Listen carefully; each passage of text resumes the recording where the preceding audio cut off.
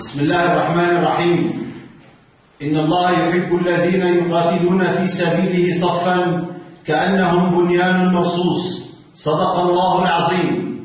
بهدف تجميع قوى الويد وكتائب الجيش السوري الحر في القلمون بوجه الطاغية بشار الأسد وميليشيات حزب الله وعصابات لواء أبو الفضل العباس المجوسي، أعلن أنا العميد المهندس عدنان كنزي عن تشكيل نواة الفرقة السادسة لأحرار القلمون حسب الهيكلية التالية: قائد الفرقة العميد المهندس عدنان كنزي، رئيس أركان الفرقة المقدم المظلي سامر الرفاعي، رئيس فرع العمليات والتدريب المقدم المهندس أكرم نوح،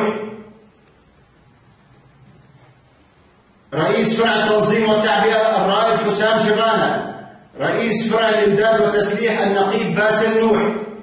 وتتضمن هذه الفرقة الألوية والكتائب التالية: اللواء 33 لواء التوحيد في القلمون بقيادة المجاهد أبو كرم، اللواء 43 لواء شهداء عين النين بقيادة المجاهد أبو لطفي، اللواء 53 لواء شهداء التل بقيادة المجاهد أبو صياح.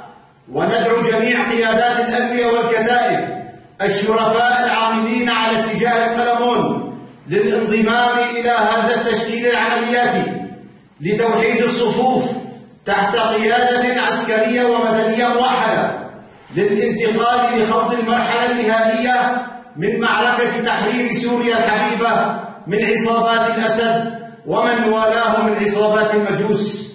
ونعاهد الله والشعب والوطن أن نبذل دماءنا في سبيل تحقيق العدالة والمساواة والحرية لأبناء شعبنا. والله ولي التوفيق والنصر المبين لثورتنا بإذن الله. الله أكبر.